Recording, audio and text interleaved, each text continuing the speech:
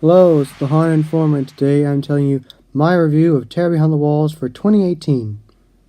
So, this is my review of Terror Behind the Walls for 2018. And I went to Terror Behind the Walls with my friend Nick, and you will see pictures of us later outside of the attraction.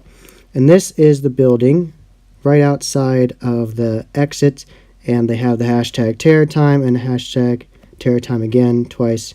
And out there was the zombie SWAT team dancing, and that was very entertaining afterwards. But on to the attraction. Lockdown was a great attraction. Right off the bat, it was very intense. Immediate startle scare, crazy prison guards, zombie inmates. I even got captured and thrown into a cage and sniffed. Very intense attraction. And there were custom animatronics in there of demons. And there was a crazy inmate in a box, and he was shaking all around and jumping, and very intense. And all the actors were in character, and it was very obvious what the theme was. It was not hard to decipher. It was me, you could tell. Inmates went crazy, took over. Very easy to find out the theme. And when they say, if you want to opt in, which I did, and you will see pictures later of my opt-in of the blood X on my cheek and the red glow necklace around my neck. And we both opted in.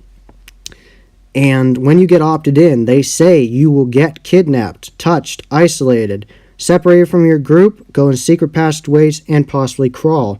And all of those things happened to both of us. I got kidnapped multiple times, touched many times, and I was separated from our group. So that happened quite a bit. And I have to mention that the makeup was high quality. It was very well done zombie makeup on all of the actors in Lockdown. Now the next attraction was a machine shop, and this was easily one of the most interactive haunts at Terror Behind the Walls. And before we even got into machine shop, the actress at the door, before she even let us in, she was messing with our hair and saying we would become part of the machine and they would take all our hair, and that was great. We already were pumped to get into the attraction, and then she started messing with our hair, so our hair was all messed up once we got in. And this attraction, you get your hair messed with quite a bit. And if you don't like that, you definitely don't want to go in this attraction.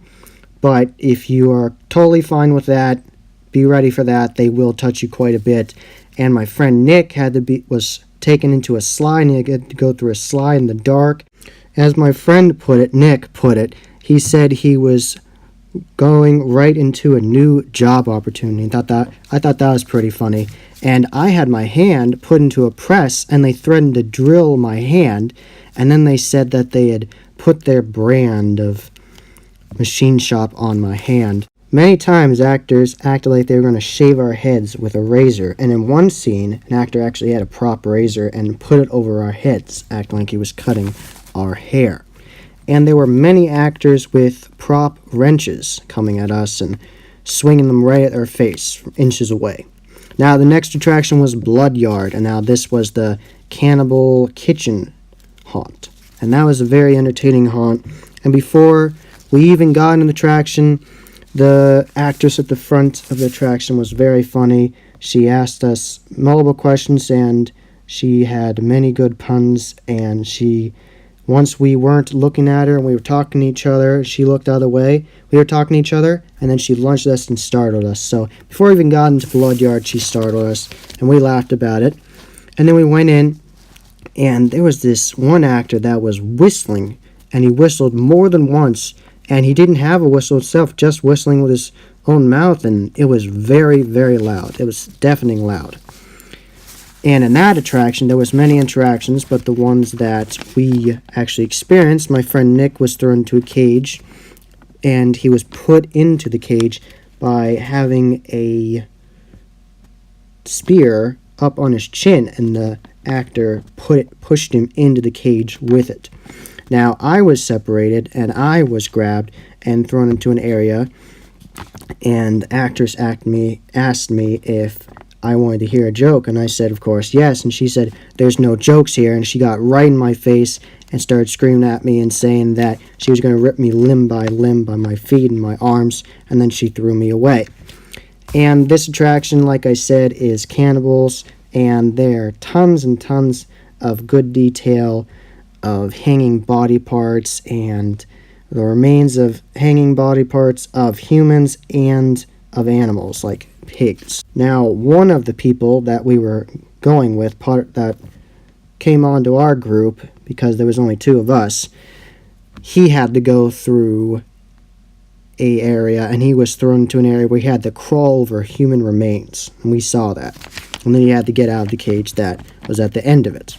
And near the end, there was a chainsaw, and the chainsaw guy was very intense. He revved it quite a bit. He revved it right next to our ears so we could hear it very easily.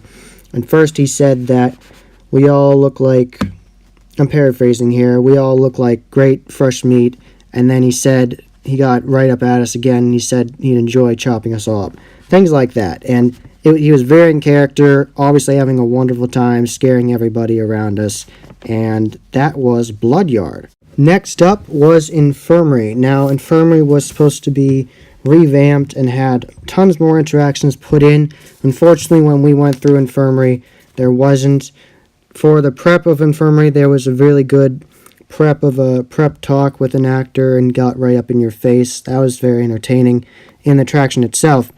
But once we went in, there really wasn't any interaction. We really didn't get any, so I wish we had, but tough break. And then we went into Quarantine, the 3D haunt there. And we had to wear 3D glasses, and all the walls and things were coming out of us, and it really looked 3D. I'd say the 3D was very good quality. I've been to mobile 3D haunts, and this was easily some of the best I've seen. And the floor. Look at the floor. The floor was levitating.